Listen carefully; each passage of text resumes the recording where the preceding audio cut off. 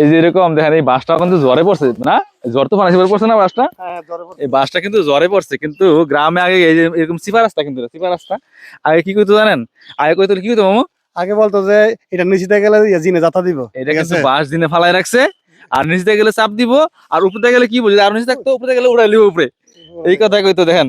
মানে আসলে কি তাই, মানে এরকম আগে গ্রামে তো এরকম জঙ্গল ছিল, মানে এগুলা পুকুরের চিপা চাপা গুলা একটু অন্ধকার ছিল, ভয়ঙ্কর ছিল, তো এরকম আমরা শুনতাম বড়দের মুখে যে এই ধরেন বাস তো উঁচা কিন্তু আরো নিচে পড়ে থাকতো না রাস্তা, এটা ডেয়া গেলে কি হইতো, এটা ডেয়া গেলে কিন্তু একবারে উপরে তুলে লাইবো, হ্যাঁ ডেয়া গেলে উপরে তুলে লাইবো, আর নিচে গেলে চাপ দিব। তো এরকম অনেক মজার মজার স্মৃতি কথা আছে আমাদের গ্রামে, কারণ এই জিনিসগুলো আমরা শুনতাম, অনেক গল্প অনেক কিছু শুনতাম, শুনতে যে ভালোই লাগছে, ভালো লাগছে না, এরকম গল্প শুনতাম, কিছু শুনতাম, আমরা বসে বসে শুনতাম সবাই একলগে। আর এখন তো সেই দিন নাই। তো অনেকদিন পরে আসার সময় যাওয়ার সময় দেখলাম এই বাসটা পরিস্থিতি, মনে পড়লো এই কথাটা। ভালো থাকবেন, আসসালামু আলাইকুম।